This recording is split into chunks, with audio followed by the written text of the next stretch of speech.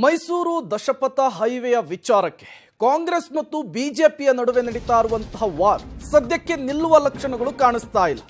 ಮೈಸೂರು ದಶಪಥ ಹೆದ್ದಾರಿಯ ಬಗ್ಗೆ ಮುಂದುವರೆದಿದೆ ಕ್ರೆಡಿಟ್ ವಾರ್. ಮತ್ತೆ ಸಿಎಂ ವಿರುದ್ಧ ಸಿಡಿದೆದ್ದಿದ್ದಾರೆ ಸಂಸದ ಪ್ರತಾಪ್ ಸಿಂಹ. ದಶಪಥ ಹೆದ್ದಾರಿಗೆ 8,500 ಕೋಟಿ ಖರ್ಚಾಗಿದೆ. ಪ್ರತಾಪ್ ಸಿಂಹ ಅವರ ಮಾತಿದು. ಸಿದ್ದರಾಮಯ್ಯ ಮಹದೇವಪ್ಪ 8.5 ರೂಪಾಯಿನೂ ಕೂಡ ಕೊಟ್ಟಿಲ್ಲ. ಕಾಸು ಕೊಟ್ಟಿದ್ರೆ ಹೆದ್ದಾರಿಗೆ ಅವರ ಹೆಸರನ್ನೇ ಇಡೋಣ, ಸಿದ್ದರಾಮಯ್ಯ ಮಹದೇವಪ್ಪ ಜೋಡಿ ರಸ್ತೆ ಅಂತೇಳಿ ಇಡೋಣ ಅಂತೇಳಿ ವ್ಯಂಗ್ಯಭರಿತವಾಗಿ ಪ್ರತಾಪ್ ಸಿಂಹ ಅವರು ತಿರುಗೇಟನ್ನು ಕೊಟ್ಟಿದ್ದಾರೆ.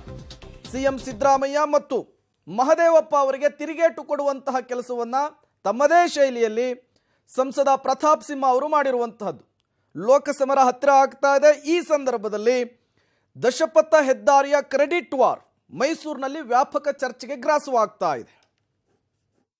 ಆ 8,500 ಕೋಟಿ ರೂಪಾಯಿ ಇಲ್ಲಿವರೆಗೆ ಖರ್ಚಾಗಿದೆಯಲ್ಲ, ಅದರಲ್ಲಿ 8.5 ರೂಪಾಯಿನ ಮಾನ್ಯ ಸಿದ್ದರಾಮಯ್ಯ ಸಾಹೇಬರು ಮಹದೇವಪ್ಪ ಸರ್ ಕೊಟ್ಟಿದ್ರೆ ಅದು ಈ ಕಡೆ ಒಂದು ಕ್ಯಾರೇಜ್ ಲೈನ್ ಇದೆ, ಆ ಕಡೆ ಒಂದು ಕ್ಯಾರೇಜ್ ಇದೆ, ಎರಡಕ್ಕೂ ಸೇರಿ ಡಾಕ್ಟರ್ ಮಹದೇವಪ್ಪ ಮತ್ತು ಸಿದ್ದರಾಮಯ್ಯ ಸಾಹೇಬರು ಜೋಡಿ ರಸ್ತೆ ಅಂತ ಇಟ್ಬಿಡೋಣ ಅಂತ ಹೇಳಿಲ್ಲ. 8.5 ರೂಪಾಯಿ ಕೊಟ್ಟಿದ್ರೆ ಅವ್ರು ಹೇಳ್ಬಿಡಿ, ಇಷ್ಟೇ ಸಾಕಲ್ವಾ? ಅದಕ್ಕಿಂತ ಅದ್ರ ಬಗ್ಗೆ ಉದ್ದಾಗಿ ನಿಮಗೆ ಕ್ರಾನಾಲಜಿಕಲ್ ಆರ್ಡ್ರಲ್ಲಿ ಹೇಳಿದ್ದೀನಿ.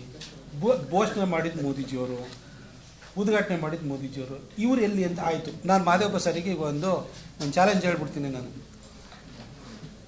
2016ರಲ್ಲೇ ಮೈಸೂರು ಕೋಟೆ ಮಾನಂದವಾಡಿ ರಸ್ತೆ ಏನಿದೆಯಲ್ಲ, ಅದನ್ನು ಕೂಡ ಅವಾಗ ಇನ್ ಪ್ರಿನ್ಸಿಪಲ್ ಅಪ್ರೂವಲ್ ಆಯಿತು.